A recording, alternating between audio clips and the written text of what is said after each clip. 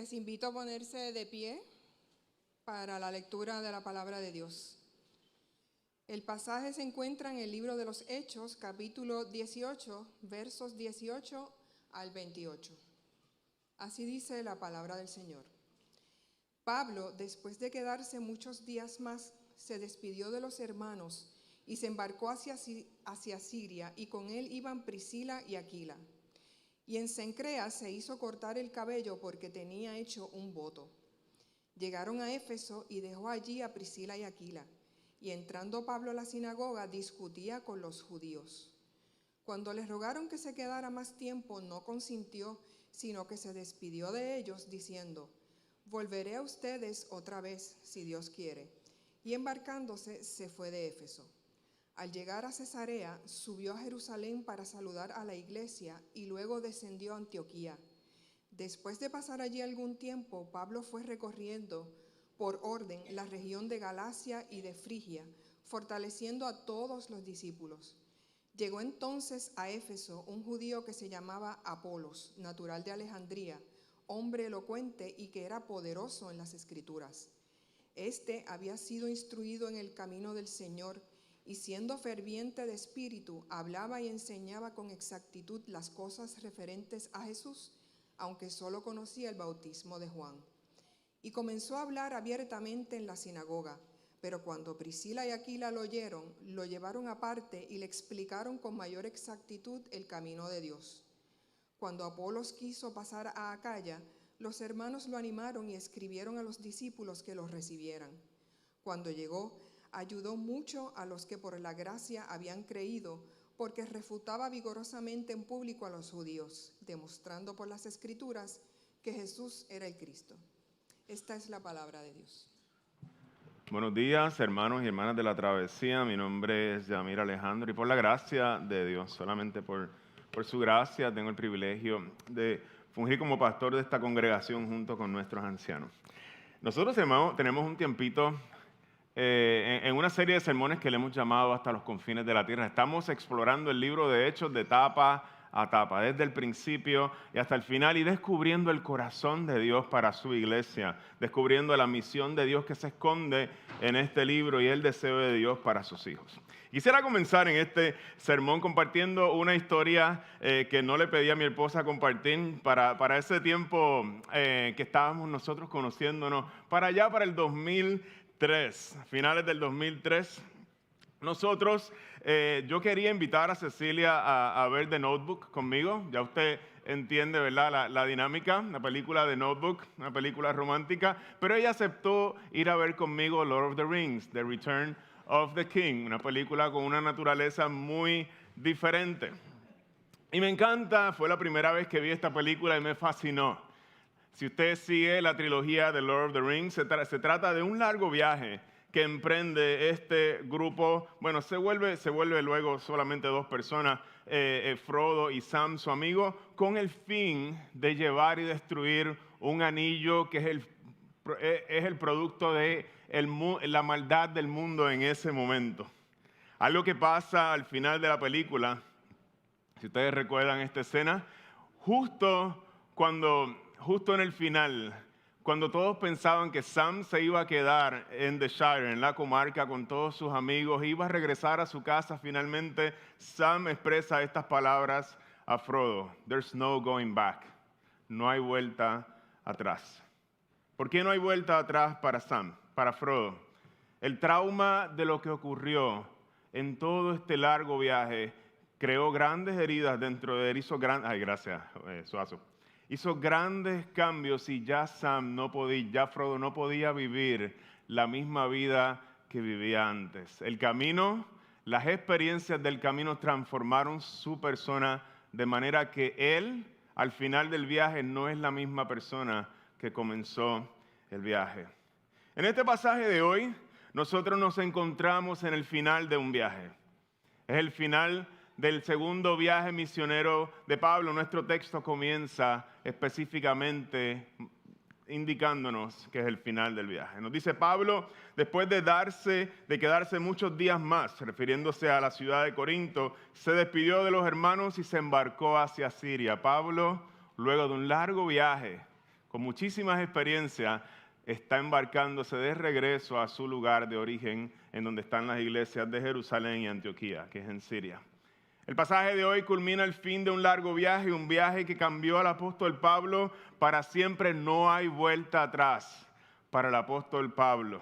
En el sermón de hoy yo quisiera explorar dos aspectos, estos son 4, así que así, 2 aspectos del proceso que Dios utiliza para cambiar a Pablo, que también es el que utiliza para cambiarnos a nosotros, para llevarnos a madurar. Utiliza las experiencias del camino y utiliza también las relaciones con la comunidad. La idea central de este sermón se resume de la siguiente manera: Dios va a proveer, hermanos de la travesía, todo lo que necesitamos para llevarnos a madurar. Dios va a proveer todo lo que tú y yo necesitamos para llevarnos a madurar. Y esas cosas son muchas veces inesperadas en nuestro camino. Quisiera comenzar con el primer verso que acabamos de ver, para proyectarlo completo. Nos dice: Pablo, después de quedarse muchos días más, se despidió de los hermanos y se embarcó hacia Siria. Y con él iban Priscila y Aquila, y en Cencrea se hizo cortar el cabello porque tenía hecho un voto. Y hay varios elementos que nos llevan a ver en este verso que es el cierre de un largo viaje. Otro elemento que nosotros miramos, además de conocer la dirección hacia donde Pablo se dirige, es que nos encontramos con un voto. Y para nosotros los evangélicos protestantes del año 2023, de alguna forma nos sentimos un poco desconectados cuando alguien te dice que se rapa la cabeza para culminar un voto que ha hecho. Pero era algo que era común en el tiempo de Pablo. Es un ritual que algunos comentaristas han identificado o alineado con lo que llamamos un voto nazareo, que existe en el Antiguo Testamento. También era un ritual que se utilizaba como un espacio para agradecer a Dios cuando has visto su mano obrar en medio de tus situaciones. Utilizabas el recurso del ritual del voto para expresar un profundo agradecimiento a Dios. Probablemente un voto nazareno, una serie de prácticas que se hacían para consagrarse al Señor y conocerle más de cerca. Muy apropiado para la culminación de un viaje donde Pablo ha experimentado y ha visto la mano de Dios. Era común hacer este tipo de ritual como un acto de agradecimiento, y tiene sentido hacerlo cuando Pablo, como dije, ha visto la mano de Dios librándole momento tras momento, adversidad tras adversidad en todas las ciudades que ha visitado. Pablo culmina su tiempo misionero en un acto de consagración y agradecimiento al Señor. Estos votos incluían una serie de prácticas ceremoniales que para que la persona pudiera entrar en un profundo enfoque en Dios. Para nosotros como evangélicos, decía hoy, es algo que suena tal vez un poco extraño. Y yo quisiera proponer o tomar un espacio corto en esta parte del sermón, aunque no es el tema principal del sermón, pero quisiera proponer que para nosotros hay un gran valor en rescatar algunos de estos rituales que existen en la Escritura. En la Biblia existen rituales que nos ayudan a encontrar tiempos de enfocarnos en el Señor, de apagar el ruido de nuestro mundo y buscar a Dios de manera más intencional. Y de esto se trata el voto que está haciendo Pablo al final de su viaje. Prácticas como el ayuno, muy descuidadas tal vez en nosotros como comunidad. No son las cosas por las que nos conoce la gente, ¿verdad? Los presbiterianos especialmente no hablamos mucho del ayuno, especialmente si te baja el azúcar como a mí. Prácticas como el Shabbat, como el tiempo de descanso, donde separamos un día completo para descansar y deleitarnos en el Señor. En los pasados años nosotros, la travesía, hemos tomado y decidido separar el mes de julio para como iglesia practicar el Shabbat en todos nuestros ministerios, que no es otra cosa que tener un tiempo especial de descanso y búsqueda del Señor. En ese tiempo no tenemos reuniones ministeriales. El servicio es más sencillo, a veces hay más errores, a veces el servicio se da con una calidad Menor, y estamos bien con eso porque deseamos concentrarnos en descansar y deleitarnos en el Señor. Cuadramos las funciones básicas y venimos a descansar y deleitarnos en el Señor. Y la idea detrás es aprovechar este tiempo para descansar y enfocarnos en el Señor. Aprovecho para dejarles saber a los líderes de ministerio que es tiempo de preparar a su gente para que puedan tomarse un buen descanso en el mes de julio. Y la meta de estos tiempos o de estos rituales es conocer a Dios más profundamente y madurar en la fe, que es el tema de este sermón. Cierro el paréntesis. En el segundo viaje misionero de Pablo parte desde este lugar que está aquí, desde Antioquía, y sigue, si usted va a mirar por todas estas ciudades que está aquí y da toda la vuelta, y se encuentra saliendo de Corinto ya para hacer unas cuantas paradas y regresar a Jerusalén. Pablo ha visitado, sus visitas más significativas se dan en esta región, se dan en la región de Macedonia, que es donde está Grecia. Hoy día se dan en toda esta región y ese no fue su plan cuando él salió. En Filipos, la primera ciudad que va a Macedonia, vemos a Pablo golpeado, vemos a Pablo puesto en la cárcel. En Tesalónica, la próxima ciudad, una turba de gente lo saca de la ciudad. En Berea se encuentra con unos judíos más nobles que escuchan el mensaje de las Escrituras, pero venía una turba siguiéndolo desde Tesalónica y logran expulsarlo de la ciudad nuevamente.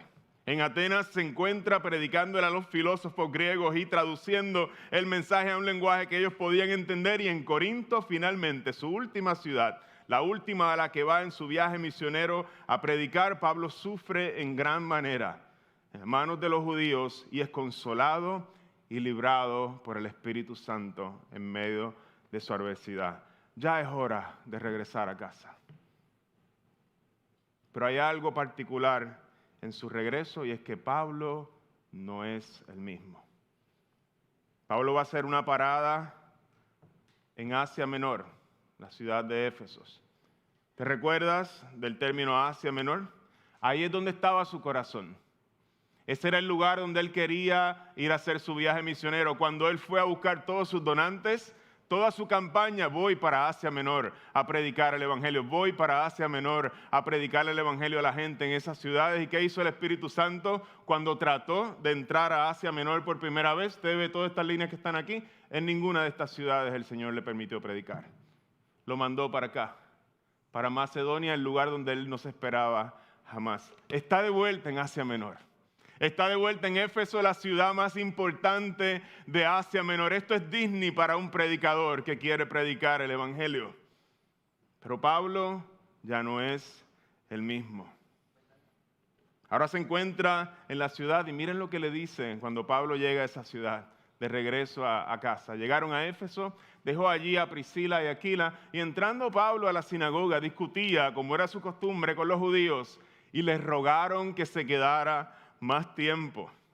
Algo interesante sucede en Éfeso. Pablo está, como decía, en la ciudad donde él deseaba hacer ministerio. Les ruegan que se quede y esta es su reacción. Pablo no consintió. Dijo no. Sino que se despidió de ellos diciendo, volveré a ustedes otra vez, si Dios quiere.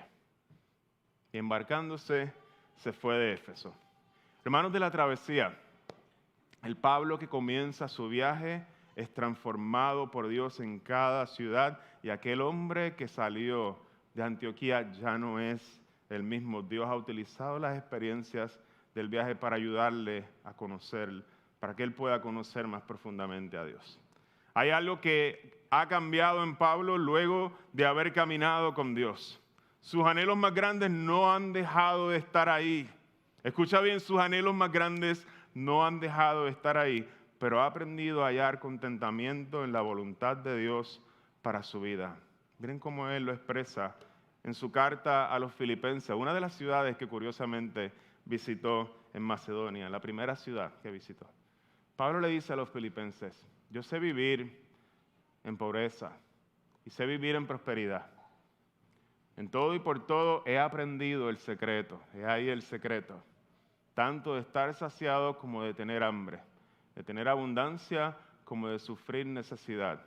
Todo lo puedo en Cristo que me fortalece. Esto no es un verso que nos habla de todas nuestras capacidades, que todo lo que podemos hacer porque Dios nos da la fuerza. Nos habla del contentamiento. Yo me puedo contentar en cualquier situación porque Cristo es mi deleite y Él me fortalece cualquiera sea mi situación. El contentamiento para Pablo se da en su conocer a Dios profundamente y sus anhelos más grandes quedan subordinados a ese anhelo principal. A Pablo lo llevan a Disney y frente a todas las atracciones puede decir, puedo esperar, vuelvo si Dios quiere. Hay una belleza de Dios y una paz que tú y yo vamos a experimentar cuando somos cambiados por Dios en la medida que caminamos con Él en situaciones adversas. No sé si te has encontrado ahí, momentos donde hay lágrimas de día, hay lágrimas de noche, no se ve bien el camino, no sabes qué Dios está haciendo.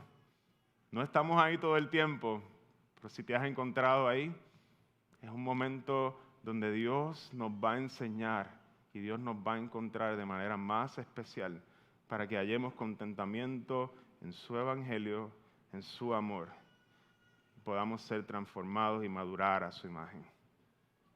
En su segundo viaje misionero, Pablo experimenta una y otra vez situaciones en las que se encontró completamente fuera de control y al final de su viaje puede renunciar a su deseo inicial, porque hay un deseo mayor en él, hay algo que ha cambiado en él y no hay vuelta atrás. Hermanos, una de las formas en las que Dios te va a llevar a ti y a mí a madurar, aunque a nosotros no nos guste. Me tiemblan a veces las piernas cuando comparto esto porque uno no quiere pasar por estas cosas. Pero una de las formas en que Dios nos va a llevar a madurar y a conocerle es acompañándonos en medio de tiempos de desorientación, de tiempos donde se nos sacude el mundo y estamos llenos de incertidumbre, y esas son partes del viaje que no podemos brincar, porque Dios quiere hacer una obra en nosotros. ¿Qué hacemos en medio de un tiempo como los que vivió Pablo en cada ciudad que lo transformaron? No hay respuestas simples. No hay una receta. Este no es ese tipo de iglesia. No se puede hacer sentido del dolor. No podemos darte una salida fácil porque no existe. Pero sí Dios nos da su palabra. Y en ella hay poder para ayudarnos y sostenernos en medio de la adversidad. Y quisiera regalarte un salmo que nos regala el salmista cuando se encuentra en un tiempo como este. El Salmo 40 nos dice: pacientemente esperé al Señor. ¿Y qué hizo? Y Él se inclinó a mí y oyó mi clamor. Me hizo subir del pozo de la desesperación, del lodo cenagoso. Puso mis pies sobre una roca y afirmó mis pasos. Puso en mi boca un cántico nuevo, una alabanza a nuestro Dios. Muchos verán esto y temerán y confiarán en el Señor. No vamos a estar ahí para siempre. El Señor va a poner un cántico nuevo en nuestra boca y su promesa es sacarnos de ese lugar y poder disfrutar de su presencia. Esta mañana estoy compartiendo y proponiendo que Dios va a hacer lo que sea necesario para llevarnos a madurar. Y eso incluye usar las experiencias del camino, como fue en el caso de Pablo. Quisiera moverme a mi segundo punto de esta mañana. Luego de que Pablo hace su viaje de regreso a Siria, el lente de la cámara se desconecta de Pablo. Ya no vamos a escuchar de él y el lente de la cámara en estas miniseries va a moverse hacia otra persona. Una nueva figura en esta historia del libro de los Hechos o en esta serie, que va a ser uno de los grandes maestros y líderes de la iglesia del primer siglo. Miren las cualidades que el escritor Lucas resalta sobre este hombre.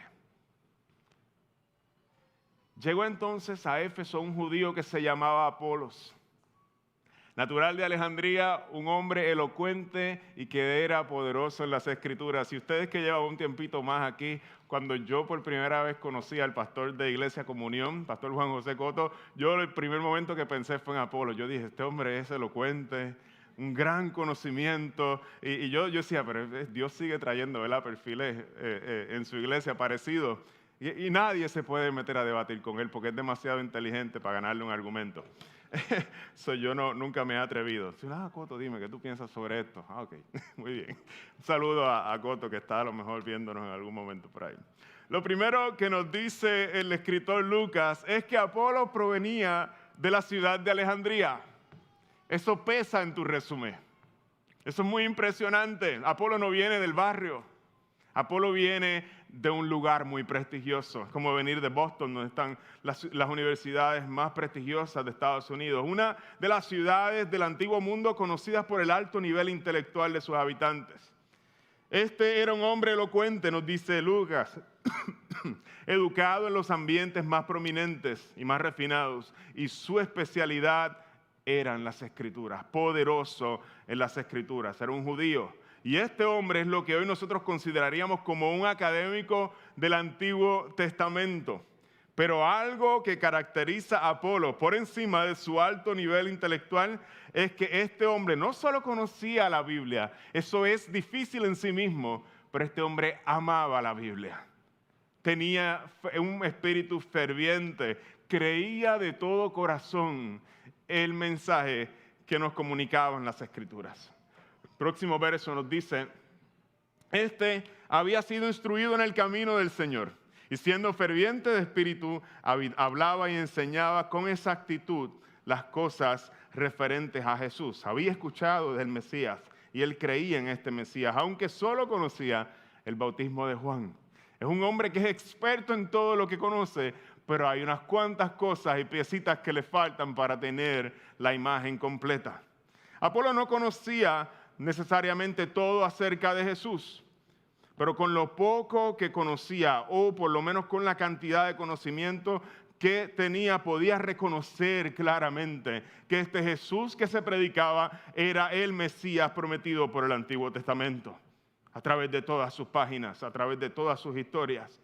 Y su pasión por Jesús se volvió tan grande que con un conocimiento incompleto este hombre se tiraba a predicar y a anunciar en las sinagogas con los académicos de su tiempo del pueblo judío. El Mesías prometido es Cristo Jesús. Y comenzó, nos dice el verso 26, a hablar abiertamente en las sinagogas. Y la cámara nos está mostrando la historia de otro hombre que Dios está levantando del calibre del apóstol Pablo. Pablo no es el único que nos impresiona. De momento se levanta otro gigante que Dios tenía preparado para el ministerio. De hecho, vamos a ver que este hombre para muchos se volvió más importante e influyente que Pablo en la iglesia de Corintio. Miren lo que se decía de Apolo. Pablo los regaña. Le dice, me refiero a cada uno de ustedes. Dice, yo soy de Pablo. Algunos eran del corillo de Pablo. Otros decían, yo soy de Apolos. Ese es el mío, ese es mi caballito. Y otros decían, yo soy de Cefas, refiriéndose a Pedro. Y otros, yo soy de Cristo. Este es el calibre de la persona que se está introduciendo por primera vez en esta serie de los Hechos. Tiene un gran resumen, muy impresionante cuando habla. No hay quien debata con él y no quede derribado por sus argumentos. Dios lo ha levantado y lo ha dotado de esa forma. Tanto ha sido el impacto que este hombre virtuoso, que muchos le atribuyen la carta a los hebreos, que no conocemos su autor.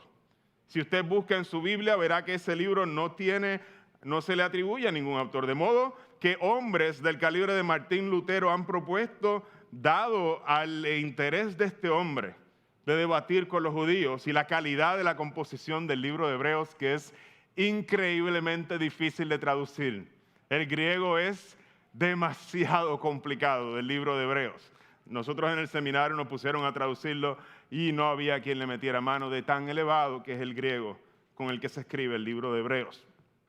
Y por estas cosas algunos creen y proponen, como Martín Lutero, que este hombre fue quien escribió la carta de los Hebreos. ¿Acaso fue ¿Tenemos certeza para decir eso? No, pero hay buenos argumentos para guardar en el bolsillo la posibilidad de que haya sido él. Esto es muy cónsono con el Apolo que estamos viendo en esta imagen que nos está pintando Lucas. Este es el hombre que se ha presentado en la ciudad de Éfeso, Apolos. Un gran académico, orador público, un hombre lleno de virtud y conocimiento y lleno de pasión y a la vez un hombre que desea a quien Dios desea llevar a la madurez. No es tan solo a Pablo que Dios desea llevar a la madurez, también a este hombre, pero lo va a hacer de una manera diferente. ¿Cómo lo va a hacer? Miren cómo Dios lo está trabajando con Apolos. Dice, pero cuando Priscila y Aquila lo oyeron, lo llevaron aparte, algunos dicen que lo llevaron a su casa y le explicaron con mayor exactitud el camino de Dios. Yo no sé si tú estás entendiendo lo que está ocurriendo aquí, pero quisiera desempacar esto un poco más.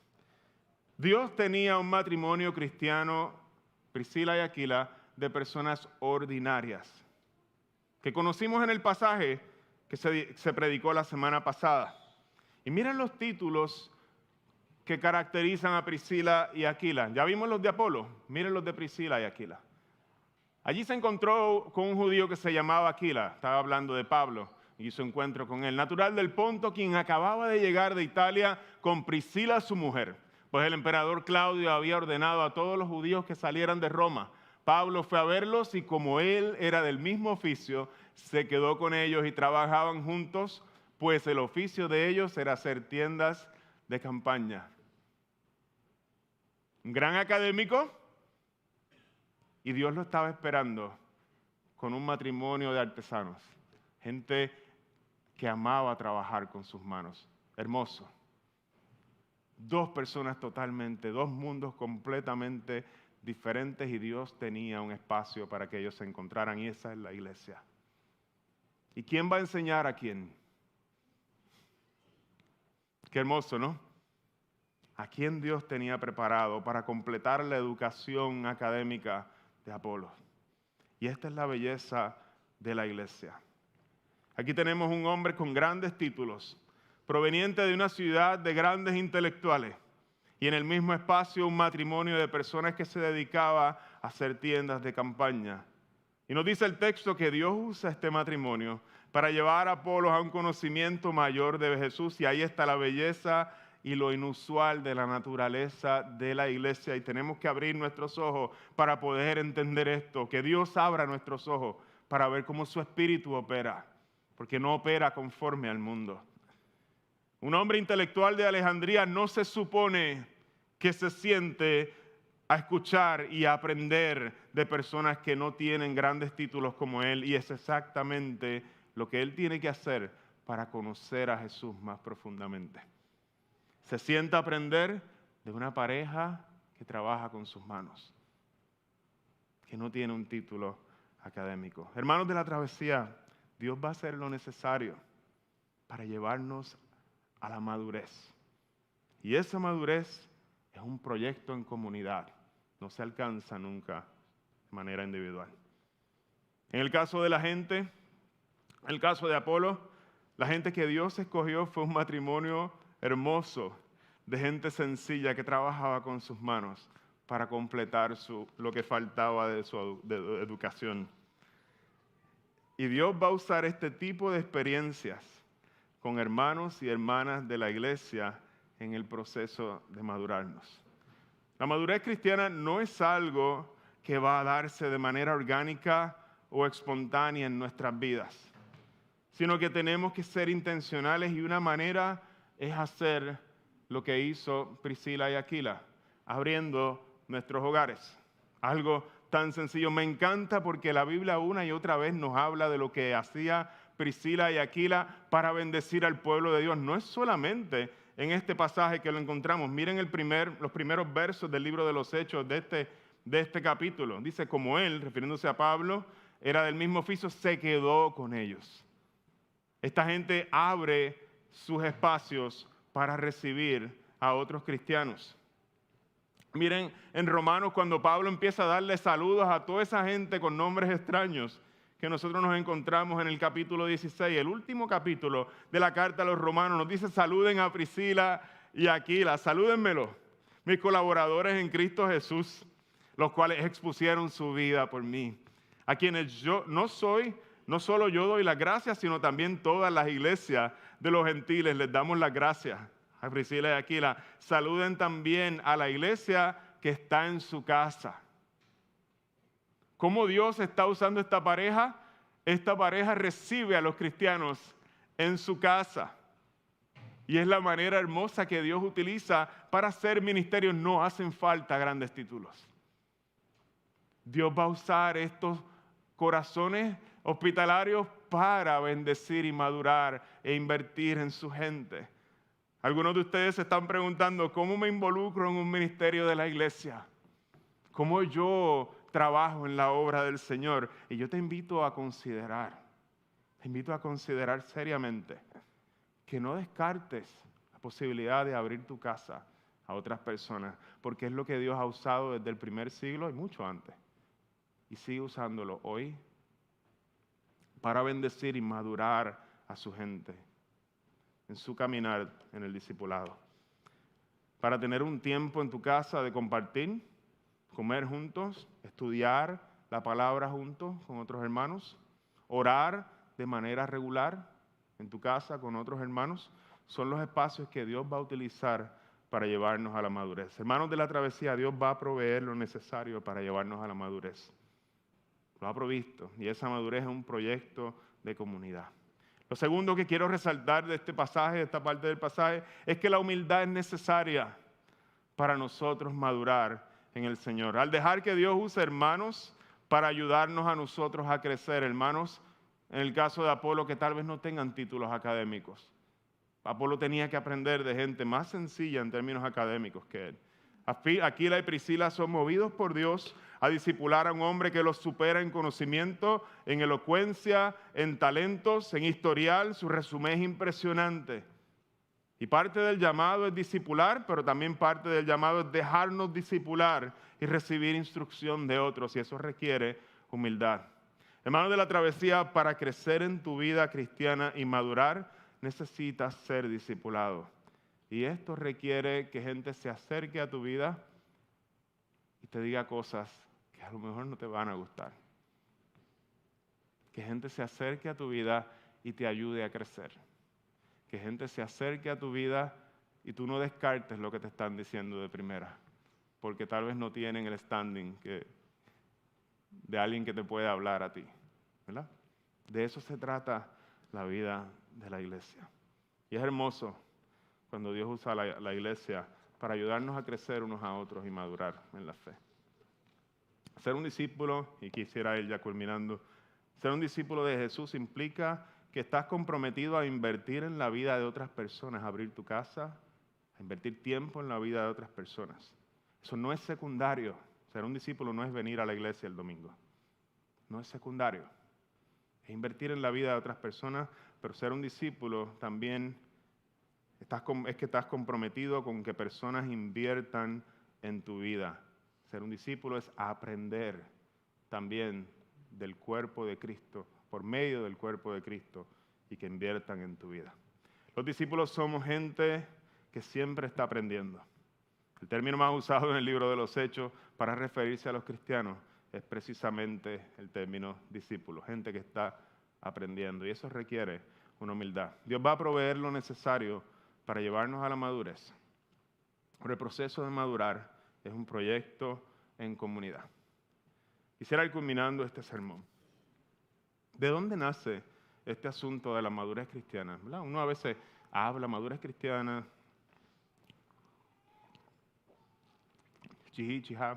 madurez cristiana. ¿Pero por qué? Uno dice, pero si yo no quiero madurar y me quiero quedar, ¿verdad? Me quiero quedar. Yo no quiero ser grande, soy un niño Toys R Us, ¿sabes? Como, yo no, estoy bien con eso. I'm fine there, como que. Y el deseo, es que hay un deseo de Dios, hay como un impulso en su corazón que lo vemos a través de todas las Escrituras, de que Jesús sea formado en tu vida y en la mía. Que cuando la gente te vea a ti cada vez sea más evidente, a pesar de toda la basofia que traemos en nuestras historias y todo lo dañado que estamos. Eso es bien serio y es bien real y se expresa de formas bien reales. También puedan ver cada vez más la imagen de Jesús en nosotros.